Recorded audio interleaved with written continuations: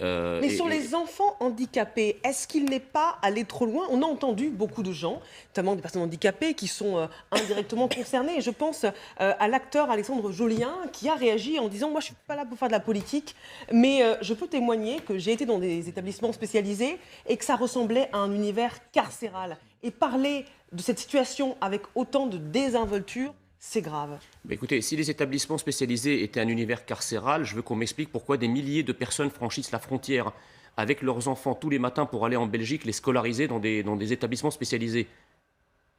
Ce sont des parents masochistes? Pas du tout, mais c'est pas seulement une question Essentiellement de fond. pour des problèmes Quand de Éric place. Zemmour dit la présence d'enfants handicapés, je cite, c'est une mauvaise manière faite aux autres élèves. Qu'est-ce que ça veut dire? Écoutez, moi j'ai devant moi une décision prise par le tribunal fédéral suisse en 2017 qui dit « L'interdiction de la discrimination ne devrait pas conduire à l'intégration d'enfants dans une classe ordinaire si cela ne correspond pas à leur intérêt supérieur. La décision des instances inférieures de scolariser l'enfant dans une école spécialisée ne serait pas fondée sur un élément discriminant, mais plutôt sur des observations et des expériences. » Est-ce que la Suisse est un pays discriminant et d'extrême droite? Je ne le crois pas. Je crois qu'effectivement, la question du handicap est une question protéiforme. Le handicap lui-même, il a effectivement beaucoup d'expressions. Et donc, effectivement, en fonction des handicaps, il n'est pas du tout scandaleux que chaque enfant, d'ailleurs chaque enfant de manière générale et chaque enfant handicapé de manière particulière, qu'on puisse répondre à ses besoins fût-ce par des structures spécialisées quand c'est le cas, quand par exemple vous avez des troubles autistiques, etc., qui sont pas compatibles avec une scolarisation en milieu ordinaire parce que les besoins spécifiques de ces enfants sont tellement importants qu'une scolarisation en milieu ordinaire va à leur encontre. C'est très difficile à la fois pour l'enfant et pour les parents. Vous savez, cette idéologie qui consiste à croire que en étant inclus, tout va bien. Moi, je vais vous raconter mon expérience personnelle. Alors, je ne suis pas un enfant handicapé, mais j'ai quand même subi un handicap à ma naissance. Et quand j'avais 8 ans, je suis arrivé en France à l'âge de 8 ans sans parler un seul mot de français. Donc, c'était une forme de handicap, la langue. Et pendant des mois, j'étais scolarisé, si vous voulez, dans un collège ordinaire. La comparaison n'est quand même pas... Si, parce que je vais vous dire pourquoi. Je vais vous dire pourquoi. Parce que quand vous ne parlez pas français, vous êtes à la fois muet et sourd. Pendant un certain temps, vous ne comprenez rien. Monsieur Messia, vous ne pouvez pas comparer ça avec un handicap. Non, attendez. Eh ben, je vais vous dire, l'idéologie qui consiste à dire qu'on est dans la bienveillance, moi, j'ai pas été dans la bienveillance à ce moment-là. Parce que j'ai été moqué, j'ai été exclu, etc.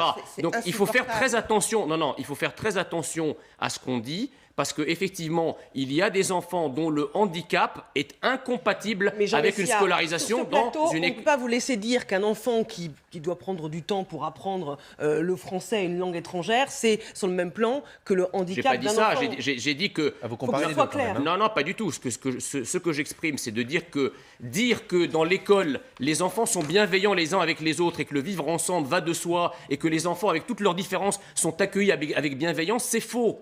C'est faux.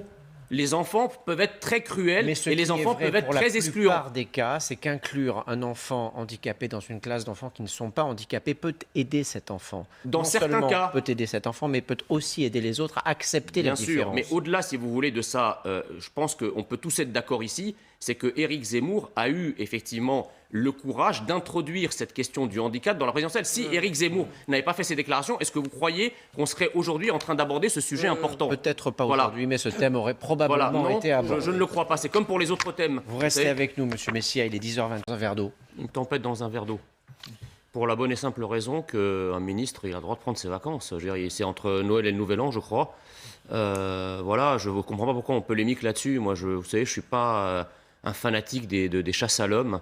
On peut attaquer Jean-Michel Blanquer sur son bilan, on peut contester effectivement le côté expéditif et brouillon du protocole mis en place à l'école, on peut l'attaquer sur des vraies problématiques politiques, mais à l'heure où le télétravail se généralise, je ne vois pas pourquoi le ministre ce gouvernement qui oblige des millions de Français à télétravailler, je crois que les moyens modernes aujourd'hui permettent tout à fait de gérer pendant quelques jours, parce qu'il n'est pas non plus parti 6 mois, pendant quelques jours les choses à distance. Voilà, je ne suis pas un défenseur de la politique de Jean-Michel Blanquer, mais enfin de là à l'attaquer sur ses vacances. Alors là, pour le coup, c'est vraiment polémiqué pour La polémiquer. destination à avoir avec la réaction de l'opposition et de certains syndicats. Ibiza, c'est un symbole de fête. Avoir un ministre dans un lieu comme Ibiza, alors que la situation est tendue, alors qu'il y a une crise sanitaire en France, ça pose problème. Bah, ça pose pas problème. D'abord, ça échappe peut-être à beaucoup de Français, mais Ibiza, c'est pas le Ibiza des années 80-90. Hein. Je veux dire,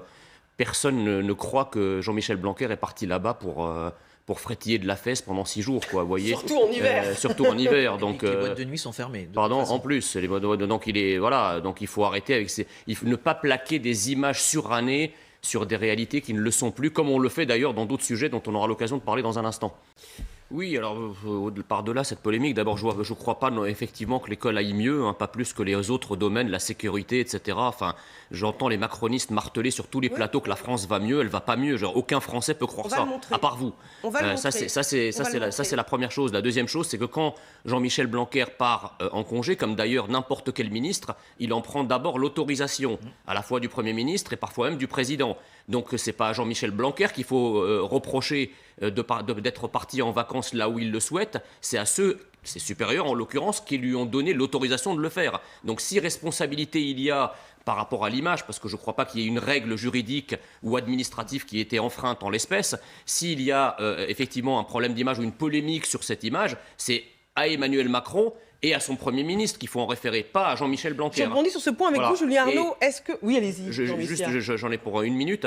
La troisième chose que je voulais souligner, c'est si Jean-Michel Blanquer avait effectué et pris le même protocole scolaire à partir de son bureau à Paris, est-ce que ça aurait suffi à taire la polémique? Non, parce qu'il reste un problème de fond. Donc effectivement, Ibiza... New York ou Rome ou n'importe où avec la même politique, ça ne change absolument rien. Donc la polémique, elle n'est pas sur le lieu à partir de laquelle cette décision et ce protocole ont été pris. La polémique, elle est sur le protocole lui-même. Donc il ne faut pas se perdre de vue l'essentiel de ce qui est critiqué. Jean Messia. Bon, il ne s'agit pas vraiment d'une baisse, genre 1%. Quand on a fait un peu d'économétrie et de sondage, on sait très bien qu'il s'agit c'est un rolling quotidien et même si les baisses sont légères, elles représentent quand même quelque chose. Une marge d'erreur. En tout état de cause, c'est vrai que Éric Zemmour a le mérite de mettre les pieds dans le plat du réel, un plat sur lequel effectivement la plupart des candidats, sinon la totalité, veulent garder un couvercle épais pour pas qu'on en parle. Donc ça a été le premier effectivement à parler de la problématique de l'identité, de l'immigration, etc. Là, on avait tout un système médiatico-politique qui refuse d'en parler depuis 40 ans. L'immigration, ce n'est pas tout à fait une thématique nouvelle en France. Hein. C'est une problématique qui est restée longtemps taboue.